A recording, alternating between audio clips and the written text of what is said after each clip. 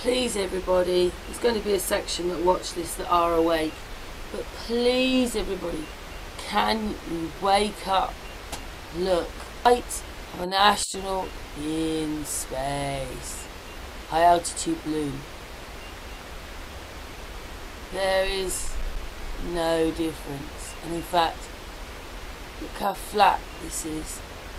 There you go, there is a balloon, and there is supposedly space. It's all a lie. Please, can you wake up? For all of us, for all of mankind, we need to come together because we have seriously been lied to. I mean, on here, you get a light source. You can see there's a different level, and sometimes this is ring. No ring there. Anyway, thank you very much. Watch the video. You won't hear anything in a vacuum, except if you were touching it, it would vibrate. Listen. Which option do you like? For today, we're not that dependent on direct views, so let's go ahead and move shop. Do you want to know what it is? Feel any springiness on that? Start by get some better phone out.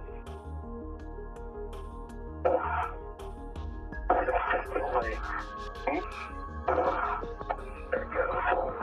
I have it. Okay, you ready? Okay, my lips. There's the noise. Do you see it? 90 degrees. Yeah, I can see it in WBS. Can you believe that that is a globe? Yeah. What don't you see?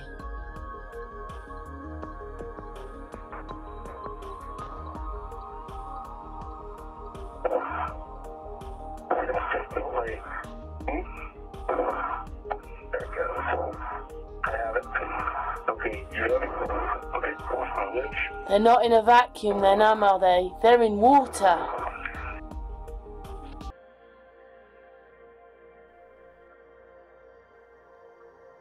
Look.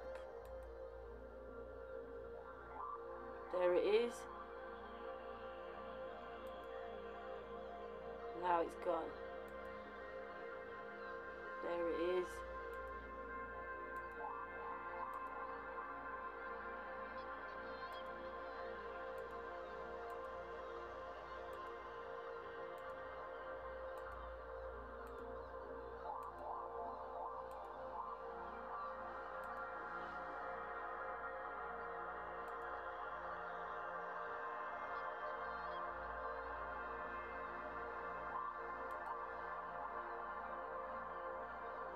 Look, this is a torch.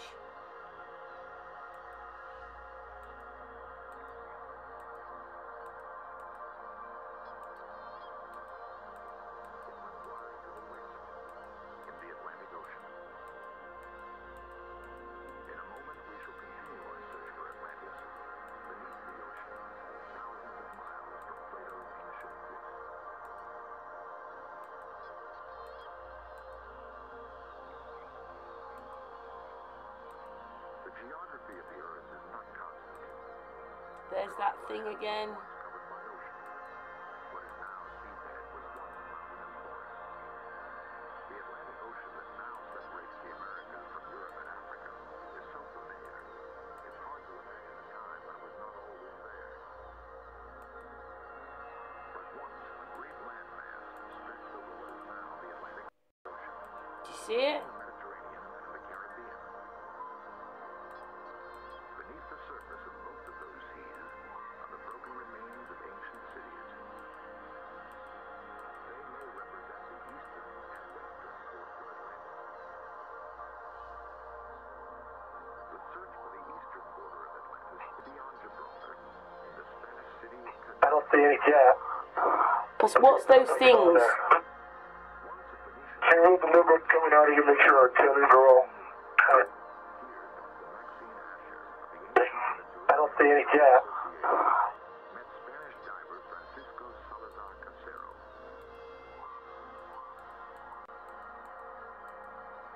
2.5 miles offshore, 95 feet deep on the continental shelf, Casero found an ancient amphora.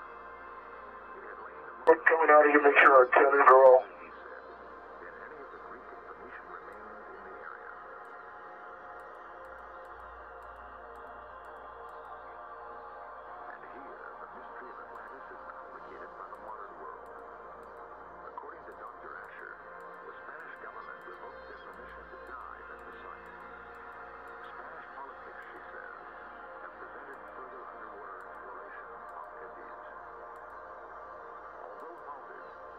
Please look, everybody.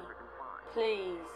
It indicates that the east coast of Atlantis might have been precisely where Plato had placed it. As he said, beyond the Pillars of Hercules. There is other evidence to support Plato's description of an island that was greater than Africa and Asia together.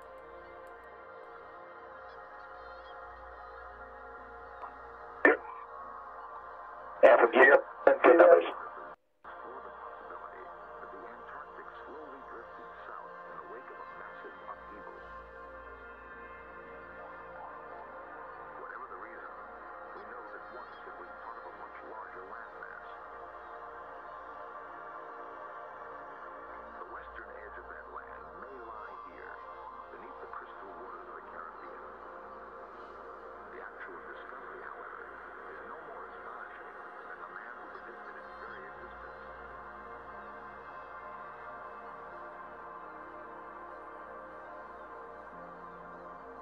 Flippers from the scuba diver. Me too. I'm taking my red off as a stench, and I think you got it on there pretty good. In this piece of footage, we're expected to believe that they are hundreds of miles above the Earth and they're going in a vacuum at 17,000 miles an hour. It's just absolutely impossible when you look at this. Please see it for what it is. It's CGI in a studio. That is not the Earth below us proper. And look at all the wires.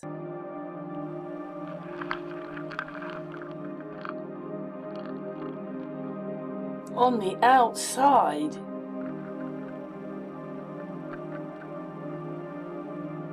Are you serious? They're only supposed to be a few hundred miles up, and that's what the Earth looks like, a few hundred miles up? Really? We're not very big then, are we?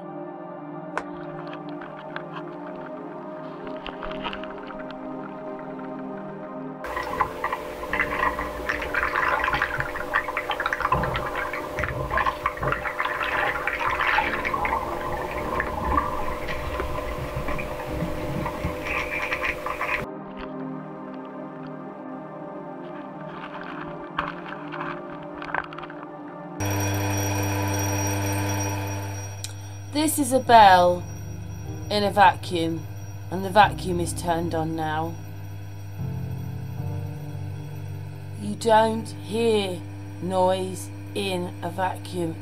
Once the vacuum is fully on, you won't hear a noise. Like the bell has stopped now because it's in a vacuum. So how come you can hear the astronauts underwater? They're supposed to be in the black.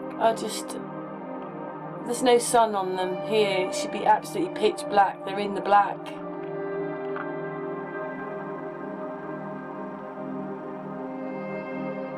It's all just games. This is a swimming pool.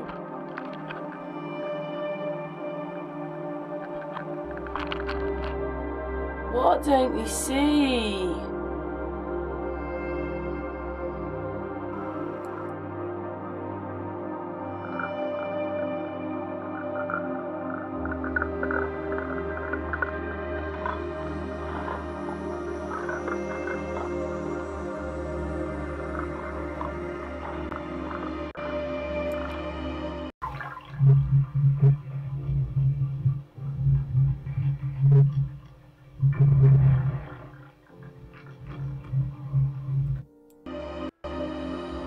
Listen to the noises.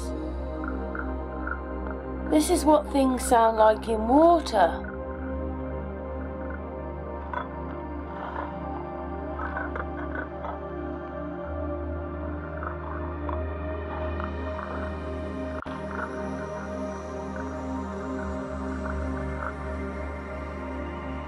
This is a high altitude balloon.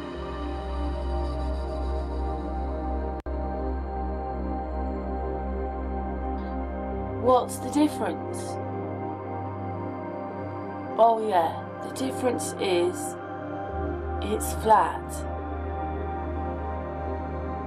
There is no ball. It's really bad what they've done to us, guys.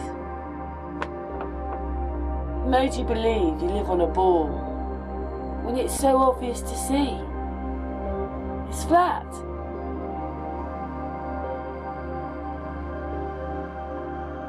And look at the clouds. NASA's footage is no further up than high altitude balloons.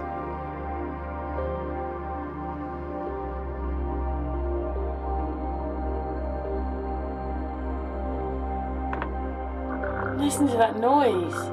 It's supposed to be in a vacuum. With no noise, it sounds like it's in water.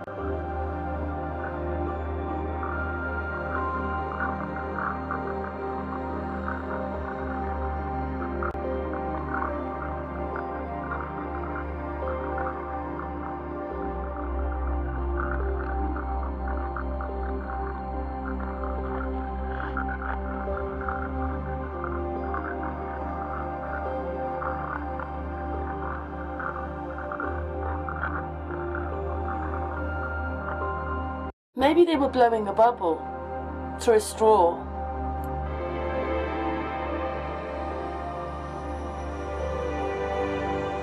What a shame none of it's real.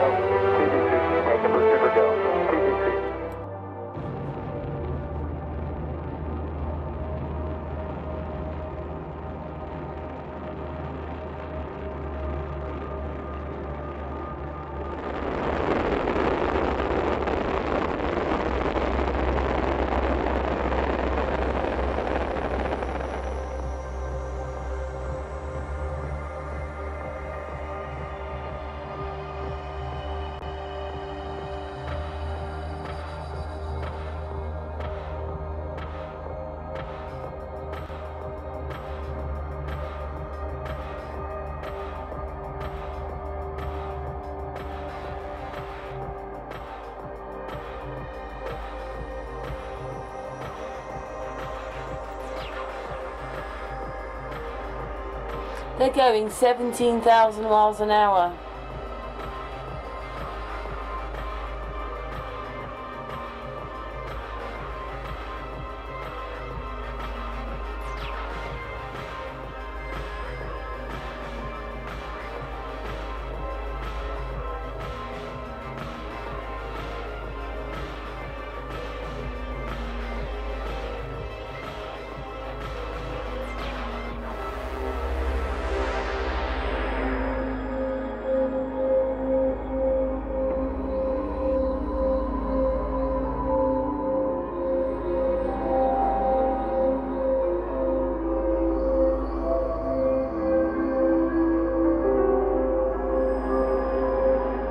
Are you looking at those clouds? Look at those clouds.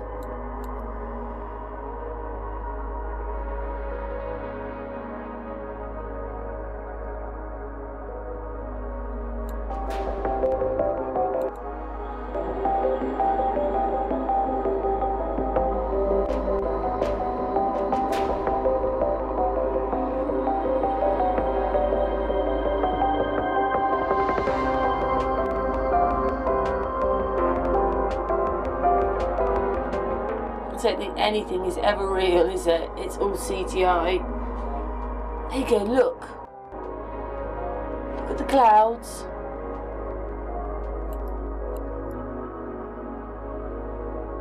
High altitude balloon.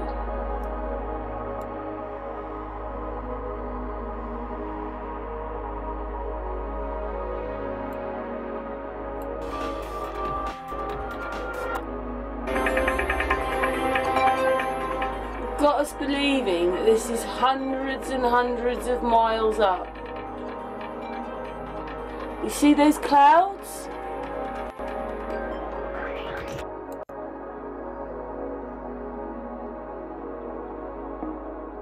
Same as a high altitude balloon at 121,000 feet. Please, you've been seriously lied to.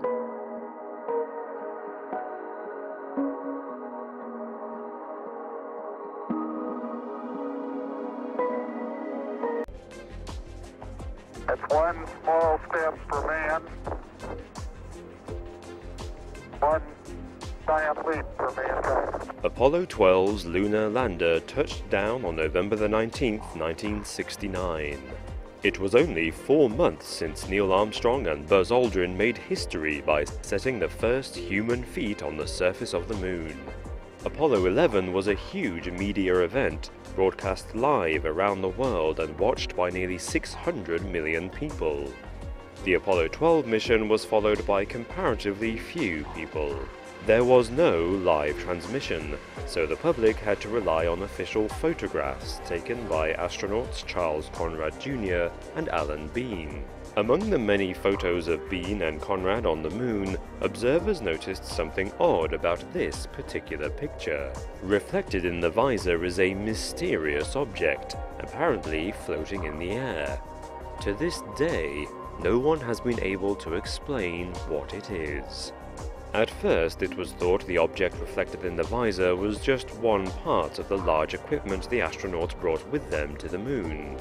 Given it was so high in the air, it makes sense for it to be part of the lunar module, which was the only man-made thing tall enough on the moon.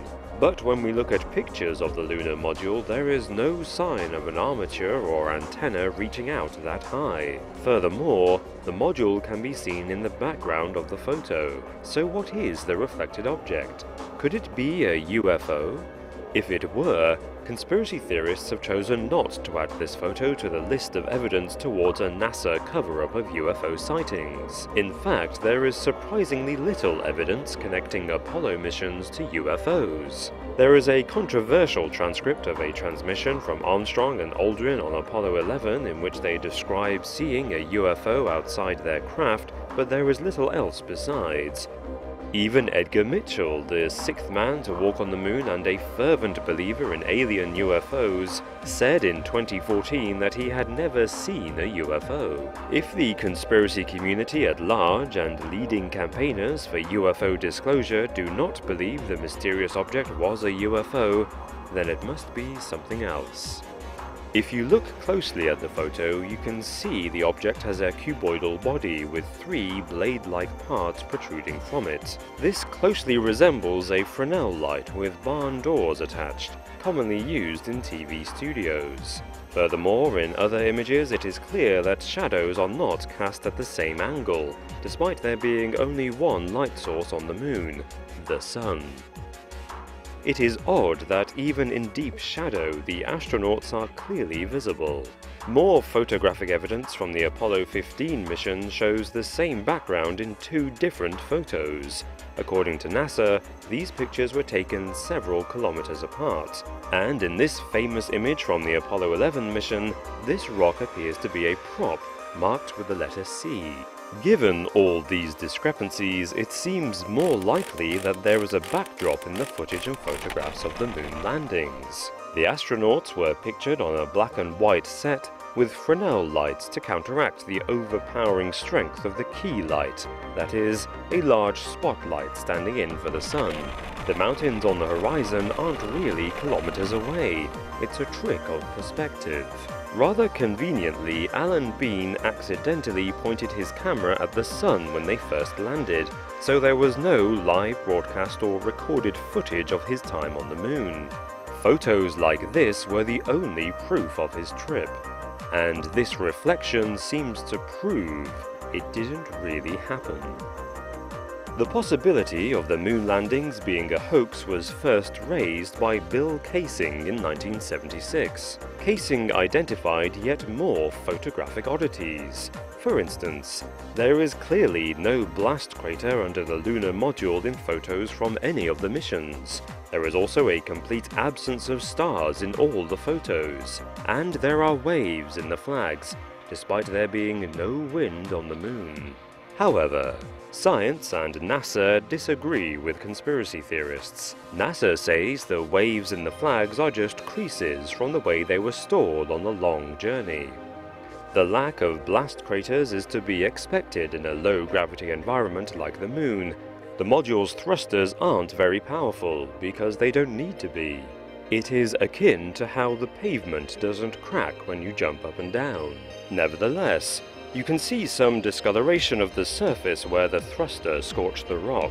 It is also expected that the Moon's horizon would look similar from two places several kilometers apart. The Moon is so small that its horizon is twice as close to the viewer as it is on Earth. It also doesn't have an atmosphere containing dust and fog, so distances are very difficult to judge on the Moon's surface. Consequently, you would have to travel very far to get a new perspective on the same range of moon hills. There are no stars in the background because the sun's glare is too bright for them to shine through. It's the same reason that we can't see stars on Earth during the day. The shadows cast by different objects are at different angles because the objects themselves were at different angles, and the surface of the Moon is uneven. If the different angled shadows were because of multiple studio lights, there would be multiple shadows for each object too.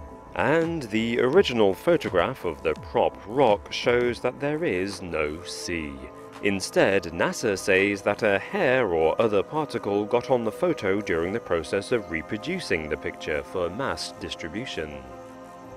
But NASA still hasn't explained that strange reflection in the visor. The best they have offered is a blanket excuse that every smudge, mark or peculiar shape on their photos is just a blemish picked up through handling. Ultimately, it is a matter of whether you take NASA at its word or choose to believe your own eyes.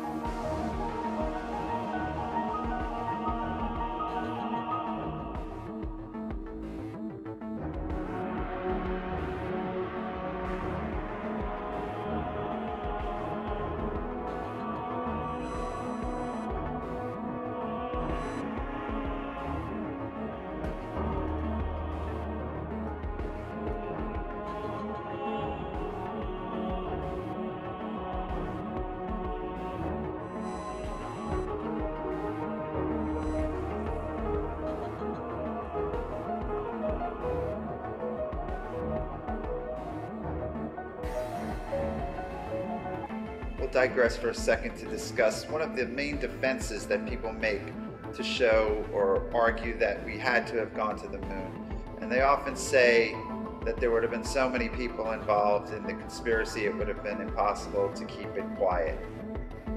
The only people who would have known about the hoax would have been those on a need-to-know basis, and that would have been very few people. You have your astronauts, you have the people filming everything and building the locations, and you have the people authorizing it, and that's it.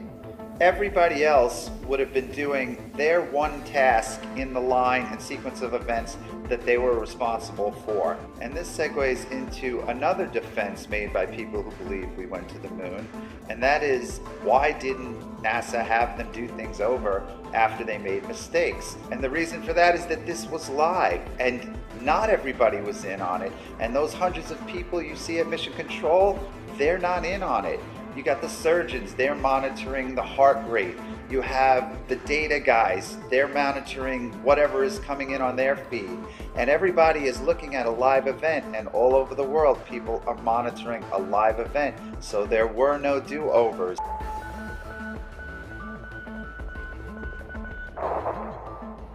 In the first 3 segments, I'm quite certain about the conclusions that have been drawn, and we will return to the heavy artillery in the final segment. But for this segment, I want to sort out a few unknowns. And these are pieces of information that I've discovered which are of peculiar interest to the entire moon hoax culture. Now, I am not the first to suggest there's some sort of Geppetto character in the rafters above, pulling the astronauts by some sort of harness with fishing wire. Like, why does Charlie Duke want John Young to push on his head here? Oops, here we go again. Give me a help.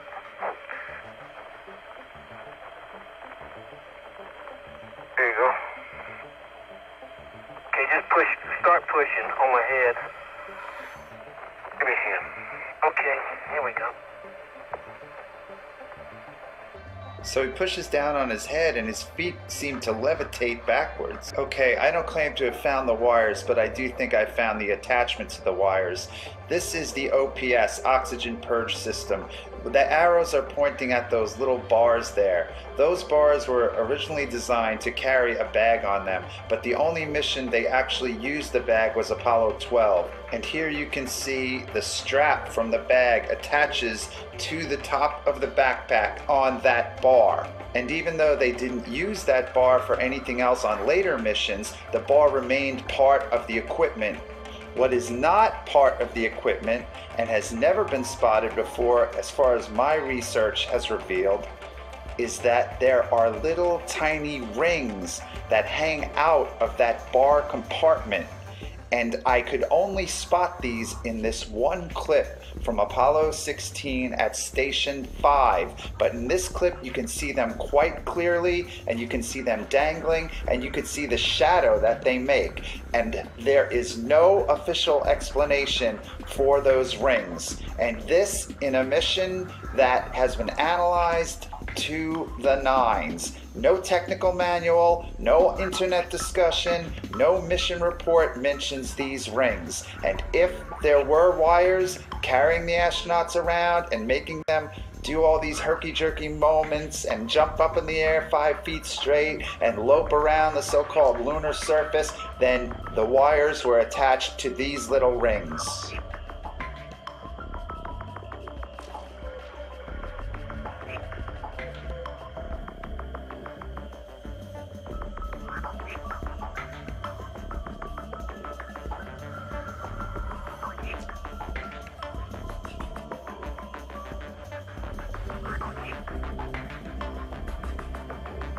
So we pick up the action on EVA-3, Apollo 16, and the astronauts have just returned from House Rock, which is that big rock they were gallivanting in front of in the beginning of this segment. Charlie Duke is switching magazines in the 16mm movie camera, which is at the top right of the screen. He's turning it now. Watch his visor, because I believe you are going to see an artificial light source flicker on and off very quickly. At first you will see the light travel up his uniform, and then it will flash on in his visor, and then it will flash off. Boom, there it goes. Now, NASA's official position is that there were no artificial lights used on the surface of the moon. The astronauts were issued flashlights, but they were only used inside the ships. Here is a picture of the actual flashlight used by John Young during this mission.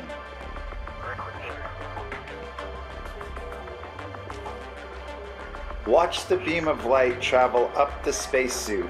It will go on his left shoulder and then swing over towards his right shoulder, under his chin, and right up into the visor.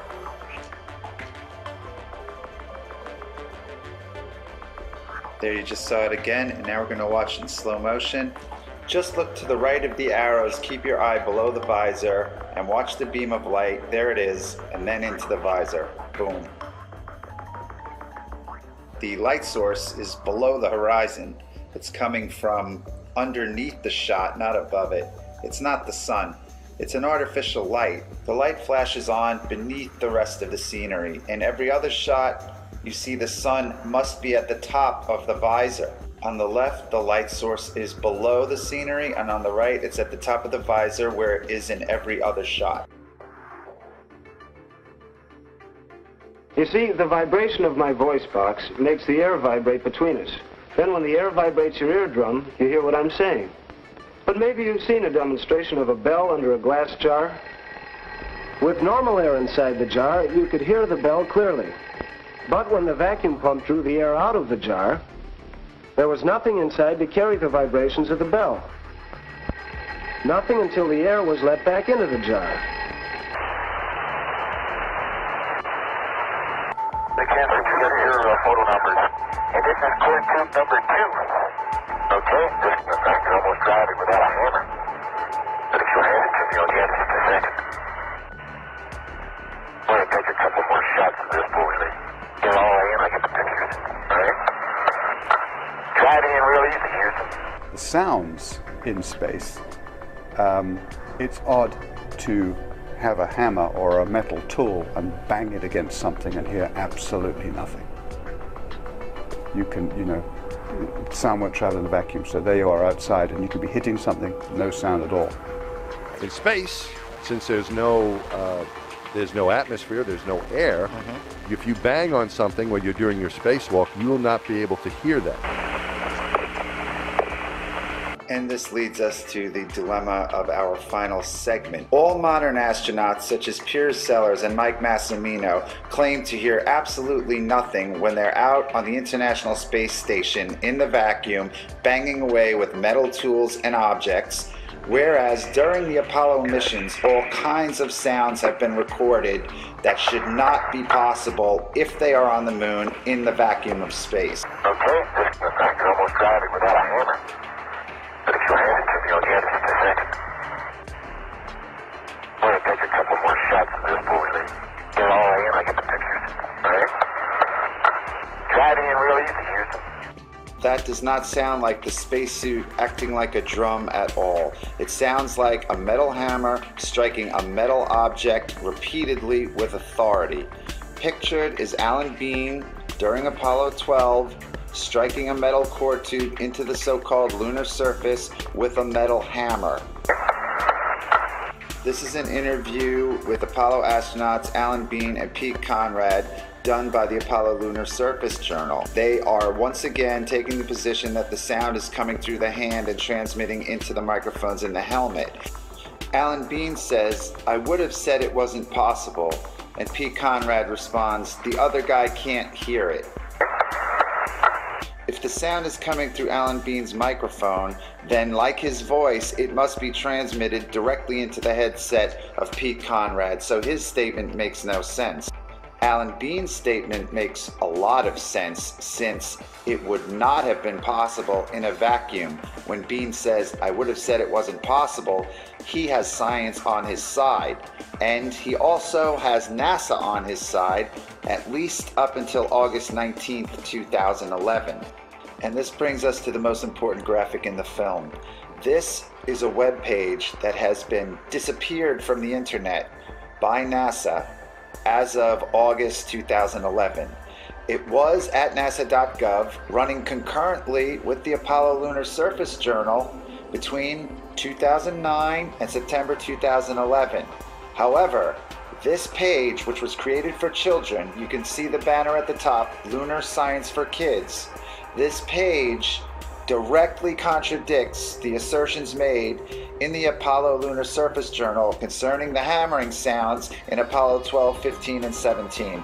This page talks about the science involved with sound on the moon, and it does so correctly. And that is why NASA has disappeared it from the web. The contradiction between the journal and this page was brought up in the very popular Moon Zoo forum, and that is where I first became aware of the situation.